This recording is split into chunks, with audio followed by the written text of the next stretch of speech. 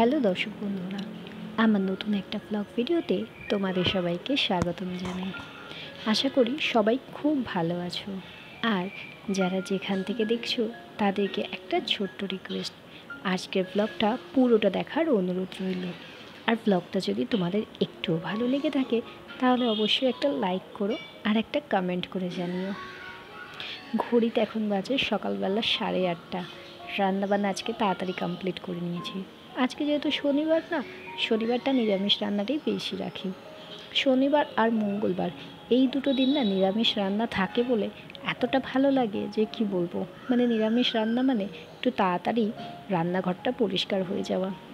নিরামিষ রান্নায় খুব একটা বেশি তেল ঝাল মশলার রান্নাটা করি না, তাই যার জন্য কি হয় না, একদমই ওভেনটা নোংরা হয়ে ওঠে না, খুব তাড়াতাড়ি পরিষ্কার করা হয়ে যায়। আর কিচেনে বেশ কয়েকটা বাসনই পড়ে মাত্র, তাই ওগুলো তাড়াতাড়ি করে পরিষ্কার করে নিই। আজকে এই দুটো টেবিলের কভারগুলোকে না তুলে দিয়েছি, জানো তো, এইগুলোকে ভিজেতে দিয়েছি, দিয়ে আর একটু পরে কেচে নেবো। একটু ভালো করে ভিজে গেলে কি হয় না, খুব তাড়াতাড়ি কাচলে নোংরাটা তাড়াতাড়ি বেরিয়ে যায়। আবার তার উপরে হচ্ছে ছেলেরও স্কুলের ছুটি রয়েছে, তাই যার জন্য ওকে সকালবেলা খাওয়া দাওয়া করিয়ে আর একটু ওকে বসে এখন ড্রয়িং করতে দিয়েছি। ও বসে বসে তৎক্ষণাৎ একটু ড্রয়িং করা আর একটু লেখালেখিগুলো করুক, তৎক্ষণাৎ আমি কী করবো, এই সবগুলোকে একটু পরিষ্কার করে নিই। এইগুলো অনেক দিন হয়ে গেছে, এবারে পরিষ্কার করা হয়নি।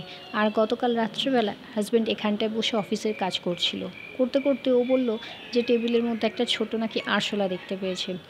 রাত্রেবেলা আমি এমনি স্প্রে করে রেখে দিয়েছিলাম, যদি আরশোলা থাকতো তাহলে হয়তো মরেই যেত। তবুও আমি এই এখন সকালবেলা উঠে এগুলোকে ভালো করে আবার পরিষ্কার করে দিচ্ছি। আর হাজব্যান্ড তো এখানটায় বসে অফিসের কাজ করে, প্লাস ছেলেও এখানটা বসে একটু খেলা করে, যার জন্য ভাবলাম টেবিলটাকে খুব ভালো করে মুছে পরিষ্কার করে দিই। আর শুধুমাত্র বাইরেটা নয়, ভেতর দিক থেকেও না একদম ক্লিন করে নিই, কারণ শুধুমাত্র বাইরেটা ক্লিন করব আর ভেতর দিকেই ধুলো ময়লা জমে থাকবে, সেটা বড্ড দেখতেও খারাপ লাগে। যখন পরিষ্কার করব মনে করি তখন একদমই সব কিছু টেনে পরিষ্কার করে নিই। ফুলের এই ভাসটাকে ভালো করে ক্লিন করে নিয়েছি, আর এই সব জিনিসগুলোকে আবার মুছে এখন এখানেই রেখে দিই।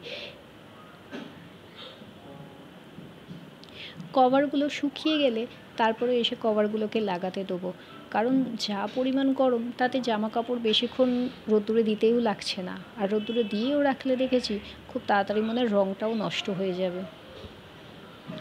ওইদিকে টেবিলটা পরিষ্কার করে রেখে দিয়েছি একদম। ছেলের স্কুলের এই নতুন বইপত্র এসে গেছে, এবার ওগুলোকে তুলে রাখতে হবে, তাই যার জন্য ওইদিকে টেবিলের কভারটাও একদম ধুয়ে দিয়েছি আর টেবিলটা খালি করে দিয়েছি। আগের ক্লাসের যেসব বইপত্রগুলো ছিল সেগুলো এখন একটা ড্রয়ারের মধ্যে ঢুকিয়ে রেখে দিয়েছি ভালো করে। এখনকার তো আর জানো তো সেই সব দিনকাল নেই, যে আমরা যেরকম কি করতাম, মানে নতুন ক্লাসে উঠবো বলে বই খাতা নিয়ে আসতাম কারোর থেকে, এখন তো সেই রকম কোনো সিনই নেই।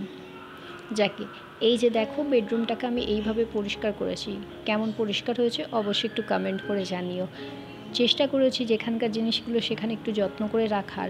আর এইসব এই গামছাগুলোকে না এইখানটাতেই রাখতে হয় স্ট্যান্ড ফ্যানের ওপর। হাত মুখ মোছা পা মোছার জন্য একটা আলাদা করে গামছা রেখেই দিই, না হলে বড্ড না অনেক সময় অসুবিধা হয়, কারণ ওইটাতেই মুখ মোছা আর ওইটা দিয়েই সেই হাত পা মোছা বড্ড বিরক্ত লাগে। যার জন্য একটা পুরনো গামছা রেখে দিয়েছি, যেটা দিয়ে সাধারণত আমরা হাত পা মুছেই থাকি। আর এমনি অন্যান্য গামছার সবারই যে যার আলাদা, আমারও আলাদা, ছেলের আর হাজব্যান্ডের তিনজনেরই আলাদা করাই রয়েছে গামছা। সব কিছু পরিষ্কার করার পর এবার ঘরদোরটা একটু ঝাঁট দিয়ে পরিষ্কার করে নিচ্ছি, সাথে একটু ভাবলাম সিঁড়িটাও আজকে ঝাঁট দিয়ে পরিষ্কার করে নিই, কারণ এইসব ধুলোগুলো না বড্ড বেশি দেখি সিঁড়িতে এসেই পড়ছে। তাই ভাবলাম যখন ঝাঁট দেওয়াটা শুরু করেছি সিঁড়িগুলোকেও একদম ক্লিন করে নিয়ে চলে আসি। এদিকে আজকে রান্নার বললাম না, খুব একটা বেশি ঝামেলা রাখিনি, কারণ আজকে ওই নিরামিষ রান্না করেছি, ভাত ডাল করা হয়ে গেছে। আর এখন দেওর বাজারে গিয়েছিল, বাজার থেকে এই যে এনে দিয়েছে, ডাঁটা এনেছে, সজনে ডাঁটা, বেগুন, আলু, এইসব দিয়ে আজকে একটু মাখা মাখা করে তরকারি করব। আর অবশ্যই এতে একটু বড়ি দিয়ে দেবো, বড়িটা দিলে বেশ ভালো লাগে। কিন্তু কি বলো তো, এবারে যে বড়িটা নিয়ে এসেছি না, কেন জানি না বড়িগুলো এত শক্ত যে তরকারিতে দিয়ে রাখলেও সে বড়ি যেন সে ভিজতে চাইছে না জলেতে। অনেকক্ষণ ধরে তরকারির সাথে রান্না করলেও দেখেছি এরকম হয়ে যাচ্ছে। আগের বারে যে বড়িটা আনা হয়েছিল সেই বড়িটা কি সুন্দর ছিল, তরকারিটাতে এত সুন্দর দেখতে লাগতো। আর এইবারে বড়িটা দেখছি বিউলি ডালের বড়ি হলেও কিন্তু কীরকম যেন শক্ত শক্ত হয়ে রয়েছে। অন্য একটা পাত্রে না আমি বড়িটা আলাদা করে ভেজে রাখি। আসলে কারণ বড়ি ভাজতে গেলে না একটু তেলটা বেশি লেগে যায়, তাই যার জন্য বড়িটা অন্য একটা পাত্রে ভেজে নেবো। ভেজে নিয়ে আর তারপরে হচ্ছে এইটা কড়াইটাতে দিয়ে দেবো। ওই কড়াইটা পাশের এটাতেই করে নেবো।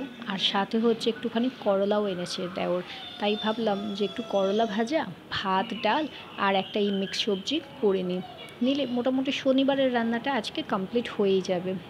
এই যে দেখো, এখন এখানে বড়িগুলোকে ভাজবো। আর বড়িগুলোকে ভাজা হয়ে গেলে যে তেলটা থাকবে ওতে আর একটু তেল যদি দরকার লাগে সেটাতে দিয়ে আর করলাগুলোকে ভেজে নেবো। তাই যার জন্য বড়িটা আলাদা করে এতে ভেজেছি, নাহলে একসাথে ওই কড়াইটাতে করলে না তেলটা বেশি হয়ে যেত। আর খুব একটা বেশি তেল দিয়ে এখন আর রান্না করতে চাইছি না। গরমে একদমই কেউ কিছু খেতে চাইছে না। ছেলেটা তো খাওয়া মানে টোটালি ধরতে গেলে উঠেই গেছে। সাথে আমাদেরও যে খুব একটা ভালো লাগছে খেতে তাও নয়। তাও চেষ্টা করছি মানে নানান রকমভাবে একটু খাওয়া দাওয়া করার জন্য। বড়িগুলো ভাজা হয়ে গেছে, এখন ওই পাশের কড়াইটাতে তরকারিটা হচ্ছে, ওইটার মধ্যে এখন দিয়ে দেবো। এটাতে দিলে কি হয়ে যায়, একটা যে বড়িটা দিলাম কিন্তু অনেকক্ষণ ধরে তরকারিতে ফুটতে থাকলেও দেখি না বড়িগুলো গলতে চাইছে না, যার জন্য না বড্ড অসুবিধা হচ্ছে। এবার এতগুলো বড়ি নিয়ে এসেছি, দোকানেও তো ফেরত নেবে না। চেনাশোনা দোকানদার হলে তবুও তাকে বলা যায়, কিন্তু অন্যান্য দোকান থেকে নিয়ে আসলে না এই একটা সমস্যা হয়ে যায়। করলাগুলোকে দাদা নিয়ে এসেছে, করলাগুলো না অর্ধেক শুকনো শুকনো, তার মধ্যে আবার দুটো করলা দেখলাম পোকা ধরে গেছে। যাকে যতগুলো করলা পেয়েছি সেগুলোকে একটু ভালো করে কেটে নিয়ে আর হাজব্যান্ডের জন্য আগে একটু তাড়াতাড়ি করে রান্নাটা করে দিই, কারণ এবার একটু দেরিটাও হয়ে যাচ্ছে। আরও আজকে যেহেতু শনিবার দিন, বলেছিল একটু দেরি করেই বেরোবে, তাই যার জন্য আমি সকালবেলা উঠে অতটা তাড়াহুড়ো করিনি।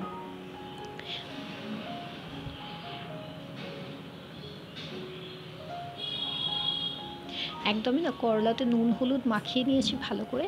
মাখিয়ে নেওয়ার পরে তারপর হচ্ছে আমি তেলে ভেজে নিই, না হলে ওই পরে হচ্ছে করলা ভাজতে ভাজতে নুন হলুদটা দিলে সেটাতে দেখেছি করলা ভাজাটা খুব একটা বেশি লাগে না। তাই ভালো করে নুন হলুদটা মাখিয়ে দিয়ে আর এখানে করলাগুলোকে একটুখানি ভালো করে ভেজে নিলেই ব্যাস মোটামুটি রান্না কমপ্লিট হয়ে যাবে। এই যে দেখো, তরকারি এখানে করা হয়ে গেছে। তরকারিটা বড্ড বেশি গরম রয়েছে বলে পাখার তলা এখন একটু ঠান্ডা হতে দিয়েছি।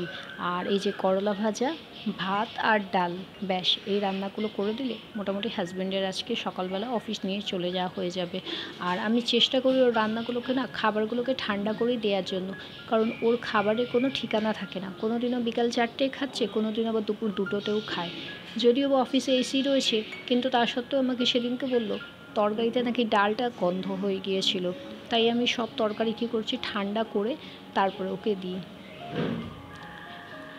রান্নাবান্না সকালবেলা জল খাবার সব কমপ্লিট করা হয়ে গেছে। এখন এই যে রান্নাঘরটা একটু ক্লিন করে নেবো, একদমই হালকা করে মুছে নিলেই হয়ে যাবে। কারণ আজকে বলছি না ভীষণ মানে খুশি লাগে যদি কাউন্টার টপ আর এই কিচেনের ওভেনটা যদি ক্লিন থাকে, মানে খুব একটা বেশি নোংরা না হয়, তাহলে মনে হয় যেন খাটুনিটা একটু কম হয়ে যায়। আর এদিকে বেশ কয়েকটা বাসন রয়েছে, সেগুলোকেও একদম মেজে নেবো। নিয়ে তারপরে হচ্ছে আর দেখব যে ওই ছেলের কয়েকটা জামা কাপড় ভিজিয়েছি, প্লাস ওই টেবিলের ক্লথগুলোকে ভিজিয়েছি, সেগুলোকে একদম ধুয়ে তারপরে হচ্ছে ভাবছি একটুখানি বসবো। একবার করে বাসন মাজছি আর একবার করে সেই ওভেনটাকে পরিষ্কার করে নিচ্ছি, কারণ ওভেনটা একটু ভিজিয়ে রেখেছিলাম। একটু ভিজিয়ে রাখলে তারপরে দেখবে তোমার যদি ওভেনের গায়ে কোনো দাগও থাকে না, সেটা খুব ভালো করে ক্লিন হয়ে যায়। তাই যার জন্য ওভেনটাকে একটু ভিজিয়ে রেখে দিয়েছিলাম। আর এবার এই কাউন্টার টপটা পরিষ্কার করে একদম ফাঁকা করে রেখে দিয়েছি, কারণ এখন এই যে বাসনগুলো ধুলাম এগুলো সব হচ্ছে এই কাউন্টার টপের ওপরেই এখন জল ঝরতে দিয়ে দেবো।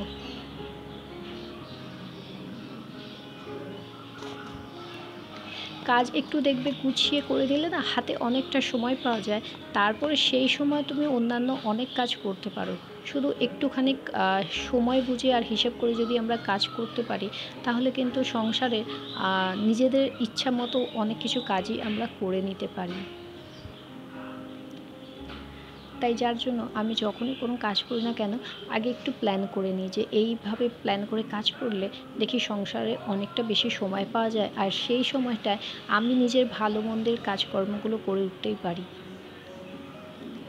বাসনগুলো সব মাজা হয়ে গেছে, আর এই কয়েকটা রয়েছে, এগুলোকে ধুয়ে আর কাউন্টার টপের ওপরে রেখে দেবো। তারপরে হচ্ছে সিঙ্কটা একটু মুছে পরিষ্কার করে নেবো, কারণ যতই হোক বাসনগুলো ধোয়ার পরে একটু হলেও তেল মশলাগুলো যায়, তো তখন সিঙ্কটা হচ্ছে না একটু মানে অয়েলি অয়েলি হয়ে যায়, তখন সেটা আবার বিচ্ছিরি দেখতে লাগে। তাই যার জন্য একদম ধুয়ে মুছে ক্লিন করে নিচ্ছি। এরপরে কাজ রয়েছে বলতে ছেলের স্কুলে যে বইপত্রগুলো দিয়েছে সেগুলোকে মলাট করতে হবে। ওর স্কুলের বইপত্র মলাট করতে করতে আমার যেন নিজের সেই ছোটোবেলার কথা মনে পড়ে যাচ্ছিল বারবার। সেই নতুন বইয়ের একটা গন্ধ, তারপরে স্কুল থেকে বই পেলেই আগে তাকে কভার করে খুব সুন্দর করে রেখে দেয়া, এইসব জিনিসগুলো না সত্যি করে ছোটোবেলার কথাগুলো মনে করিয়ে দেয় বড্ড বেশি। যাই হোক, এখানে এখন একটুখানি জল পড়েছিল বাসন মাজার, তো এই জন্য এখন কিচেন রুমটাকে ভালো করে ক্লিন করে নিলাম, তাহলে আর না জল জল ভাবটা একদমই থাকবে না। আর এই যে দেখো, এখন বসে কাজ শুরু করেছি, বেশ কয়েকটা করা হয়ে গেছে আর কয়েকটা এখনও পর্যন্ত বাকি রয়েছে। ওগুলো হয়ে গেলে তারপরে ব্যাস আজকের মতো কাজ শেষ হয়ে যাবে। তো চলো, আজকের মতো ভিডিও এখানেই শেষ করছি। টাটা বাই বাই, দেখা হবে অন্য আরও একটা ভিডিওতে তোমাদের সাথে।